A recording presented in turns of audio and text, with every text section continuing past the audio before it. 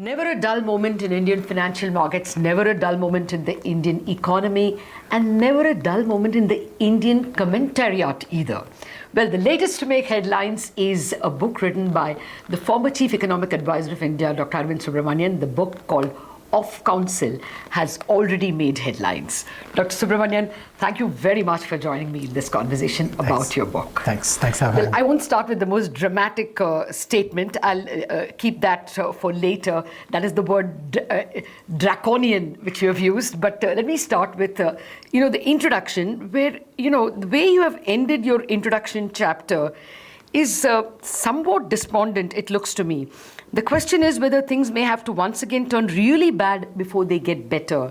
And even in the earlier paragraph, you say the problems of the twin balance sheet need to be addressed quickly. Only through prompt action can the TBS be minimized. Make no mistake, the passage of time will erode the country's resolve. We are sitting at the last year of this 5-year term, which was ushered in with great promise by people like us. 335 majority. We thought, this is the turning point. But when you read these paragraphs, you seem to be a little disappointed about the last 5 years. Well, as I say, towards the end, overall, some really major actions were taken.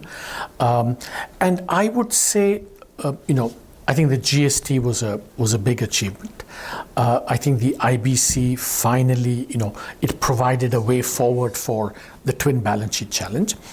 And I also think that this whole kind of almost like a new alternative vision, it's a kind of socialist welfarist vision of the Prime Minister's, which is providing essential services, private essential services, using the state, using technology to deliver this, and health, housing, toilets, power, etc., etc. So I think these are, big achievements for which I think the government deserves a lot of credit.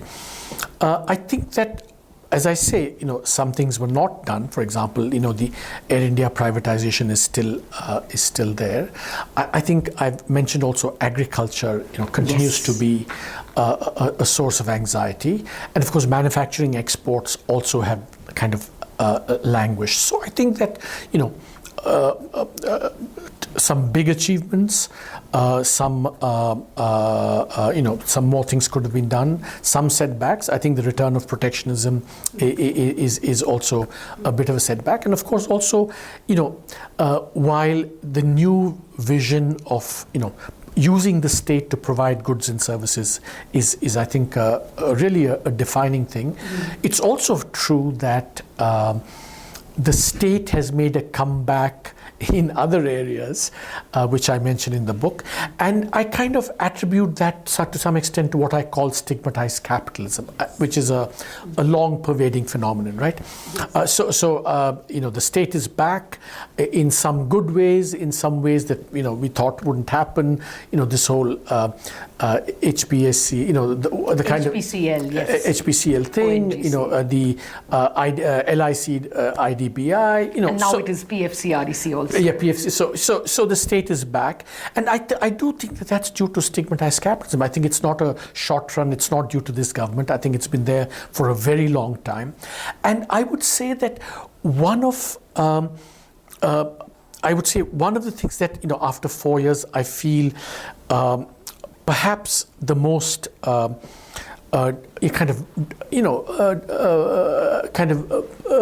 muted about is the fact that the financial system, right, the twin balance sheet challenge, and this is one of the things I say in the book.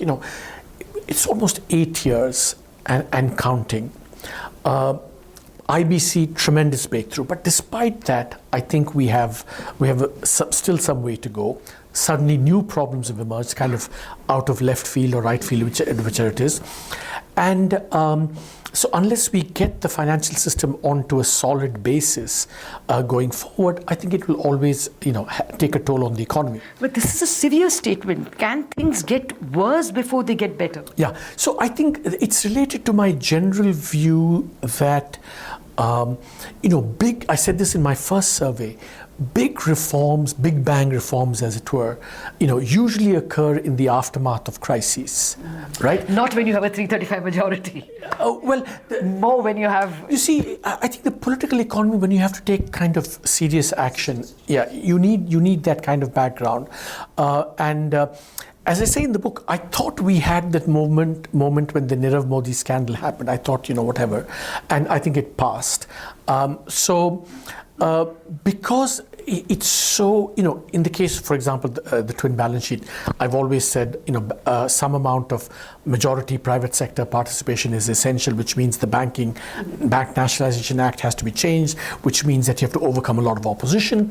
So if that is the case, you need that spur, and that spur only comes when, there's a crisis. When you have that sense that, I'm told that Prime Minister Narasimha Rao, when he was asked about all this, take all these actions, etc., and people said, but this, that, and the other, and then he quite sort of sat quietly, and then at one point he said, do you have an option? Do you have any options? I mean, that kind of summarizes. Well, I wanted to ask you about IBC. Is part of your despondency because the IBC has not played to form?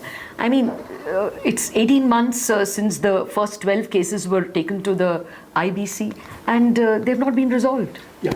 So I think we agree that the IBC was the only game in town. Remember, I had advocated a bad bank early on, didn't fly, maybe for good reason, I'm not sure, but we have this.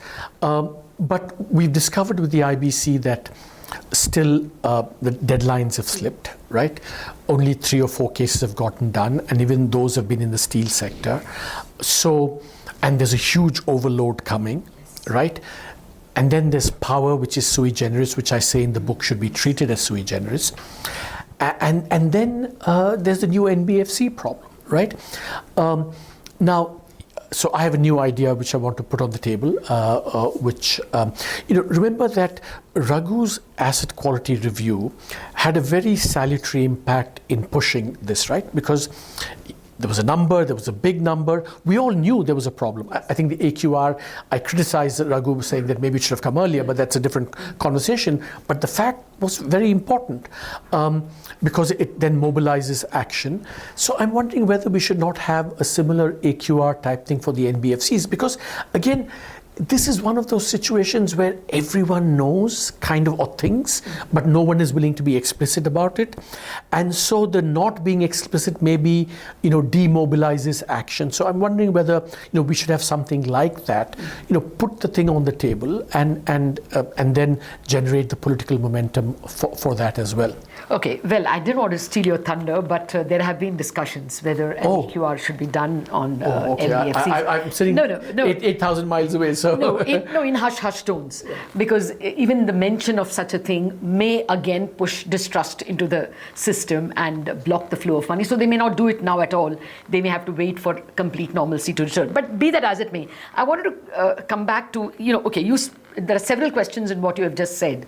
The sui generis, you're almost saying that power should be given a forbearance for now out of the February 12th circular. See, I think forbearance would be, I think, one way of characterizing it. I don't see it as forbearance or not forbearance. I have, the reason I say power should be different is for a completely different set of reasons, more analytical and conceptual, right? One, these are very good assets. They are so to liquidate them seems like a real tragedy. On the other hand, we also know that if you put them for bidding, they will probably command a very low price. So they you can neither sell them nor liquidate them, whatever. And I think that a lot of the power thing also has to do with government policy, center, states, banks, whatever, right? So it seems to me that the size is huge. A lot of policy preconditions are required. And so, the straitjacket of the IBC might not suit that. So I don't think it's a question of forbearance or delay or whatever, but just, it seems like a different beast altogether which requires treatment. That's my reason. The reason why I'm saying this is that there has been a huge pushback from industry and from government against the Reserve Bank's February 12th circular. Now, that's why I'm speaking about, you have rightly criticized that the AQR or NPA recognition and resolution should have started earlier and should have been much bigger. Yeah. I mean, you've given us Ashish Gupta's... I think the chart is pretty telling, I think. Yeah. Now, the point is, when the Reserve Bank showed that resolve and said that we are going to get, all that is not resolved in 6 months to the NCLT, look at the pushback. That is at the heart of the, government RBI standoff at the moment. The words I hear in the corridors of North Block is, yes, we wanted a cleanup. We didn't want an irrational cleanup. So, this is the problem that the regulator faces. When they, looking back, you say they didn't do enough. But when they are doing, they are irrational. Do you think that it is irrational at all? Wasn't it needed? So I think that certainly lots of things that the RBI is trying to do, I think are really welcome. I think they should. For example, just to give you one example, on the prompt corrective action framework, right? You see, just by way of background, we all know there's an election calendar, right? We can't ignore that. This is politics, right? And therefore, whatever. But I think what I would like people to step back and view this as, look, if this were a 1-year problem or a 2-year problem, maybe we say, let's tide it over till appropriate circumstances arise and we, address it again. But this is kind of 8-9 years, as I say, right? It's a long time. So, the more you procrastinate on this, the more it seems to me that not only the chances get worse, but the problem actually accumulates. So that's why I think that... So do the PCA, stick with it. I would on this, say that, because in my 4 R's, the reform, right? One is what do you do with the medium to good banks. I think some of them need to be privatized, right, at some point, right? But what do you do with the unviable ones, right? And really, the PCA is really, Governor Ivy Reddy's original thing, right? You basically shrink that. Now, I think that unless we do that, we don't get a banking system that looks efficient, like 4 or 5 reasonably big sized banks, and I think we have to find a way for those unviable banks. You're not getting the political push. Yeah. And I think we should kind of pursue that because that's part of the reform solution. I think because consolidation is not I think a viable alternative. We know that. I mean, you can't weak plus weak gives weak. Yeah, weak plus weak, weak plus strong maybe also weakens the strong. So I think that I would very much favor the PCA framework remaining and being strengthened, and I think the RBI has done a very good job on that. Just to add to that, I heard, for example, someone saying that we must grow our way out of the PCA problem, right? It struck me that it was the imprudent lending that got us into this in the first place. So if you lend more, I think lending more, if you had better governance, better incentive structure, you can be more confident. But if this is going to be a repeat of the past, then I do worry about that. Okay, there's one culpability which I went through your book very rapidly, is perhaps not being addressed. The governance part of government also has not delivered. I mean, you spoke about power, and that's why it occurred to me. Yes, you can postpone the power problem, and maybe it is willy-nilly getting postponed by the courts. But the government has not kept its part of the bargain. One expected a lot from Uday. But what happened actually was that Discom loans became state government loans. So actually, banks earned less because now you have a solid borrower. But the fall in AT&C losses, the fall in pilferage, all that never happened. And when discoms continue to sell 100 units but get paid for 70 units, they are not signing new PPAs. So the real problem of creating the bad power assets actually lies with governance, isn't it? So I think that I haven't seen the latest Uday figures myself, the ATC loss, etc. But if what you're saying is right, that we've, the financial part of it went through, but the real reform part maybe hasn't gone through. I don't know. It's fallen a little, but nowhere near the target set. Near the target set. So I have actually a chapter on power in this book, and the power sector has always struck me as an area where it's not just government governance. I think it's really an area where it has to be central government, state governments coming together in a cooperative federalism framework like we did for the GST, because I think the problems of power are very serious, right? And I think we need, and that's another reason why you need a sui generis thing, because you need not just the central government, but the state government also being it needs to come into the picture, right? And then you have NTPC, and so all kinds of things. So that's why I think that and to the extent that it hasn't happened, you're right. I think there has been a shortfall, but I do think that we need to treat this in a kind of a cooperative federalism framework and sui generis framework. Okay, now let me just come to the NBFC issue.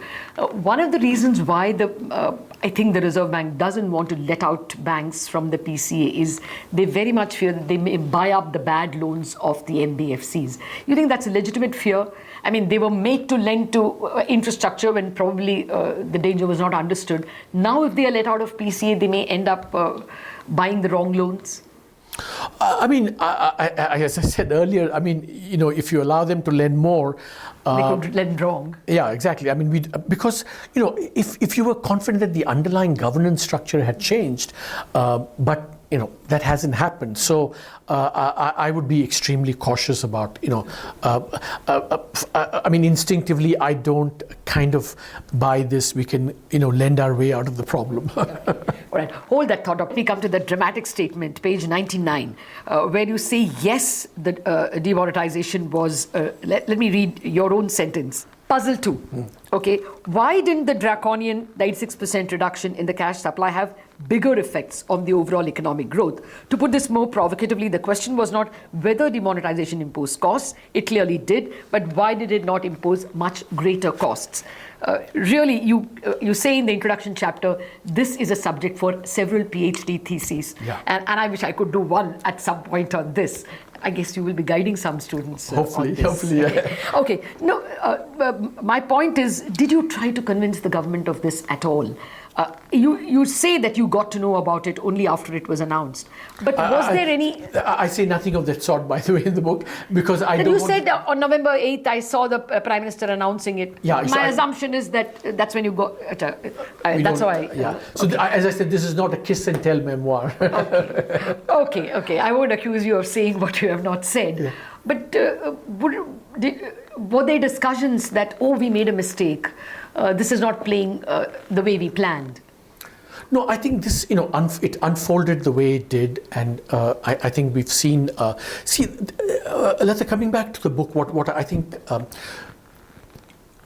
In the survey, as you know, we gave a framework. Yes. What are the costs? What are the benefits? Yes. Right?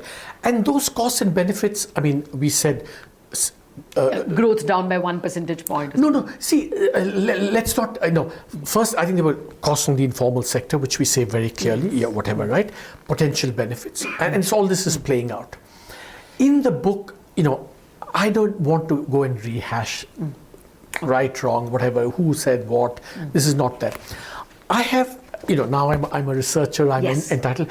I have 2 genuinely new questions to ask on this, right? Which I think is very important because it actually says a lot about the Indian economy. And let me, the first one is, which hasn't, gotten enough, is why, if we think it imposed so much costs on the informal sector, why was it so politically successful, right? In the UP election. Right? And I have a slightly, provocative hypothesis, but I think that's one. Because I think that this is a worldwide phenomenon. I mean, why do people vote against their self-interest? In the US, this question is asked all the time. So this is along those lines, and I wanted people to think about this. The second puzzle, which has created all this, furor, is I was asking the question that, look, this absolute 86% reduction, you call it draconian, you call it bold, you call it severe. By the way, we call it a structural shock, whatever. You call it whatever you want, right? Why did that, which is 86%, and by the way, it was meant to be bold and draconian. Yes, it was not intended as a kind of, half-hearted measure or whatever, right? So it was whatever, right? And then, but you take away 86%, you ask any economist in the world, what is going to be the GDP impact? And I speak about, by the way, there's a discussion with Paul Krugman I had for breakfast, how would this be modeled? And it was clear that most models would say, huge impact on measured GDP, right? So the question I ask is that why wasn't it the case? Now, I'm asking this not because, whatever, right? I asked this question myself, to myself, yes. Because I think it says, understanding this would tell us things about the Indian economy which we didn't know. First is the question of whether we're just measuring the wrong thing, right? That's one issue which we need to address. Informal, formal, how do we measure this?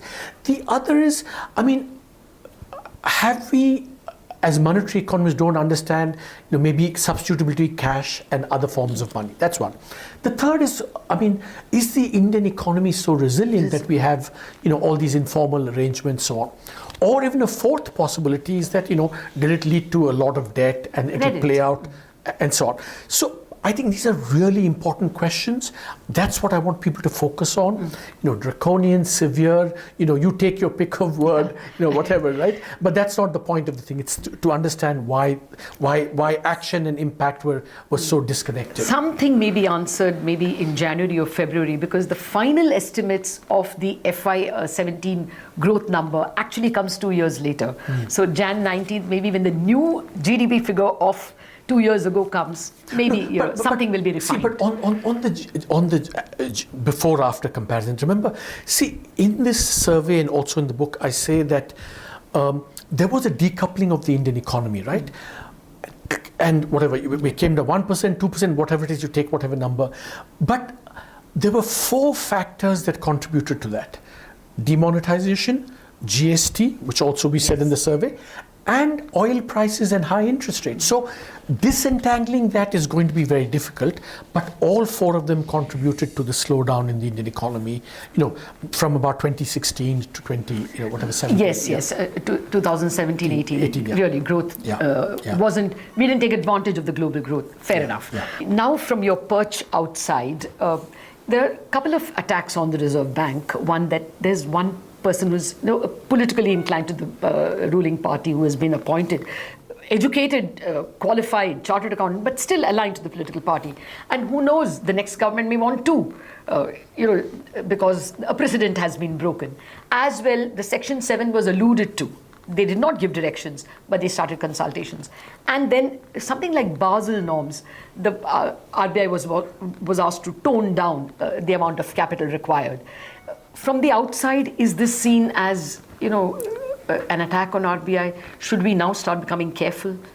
See, I think, I'm just transmitting from the outside. It's certainly been a big issue, right? People do worry about, because remember that the RBI is for, I've been critical, but it's a great institution, one of India's independent institutions. And in the long run, we know that, having solid institutions good for long run development. That's one of the things I've worked on a lot. So the perceptions, yes, are getting affected by it.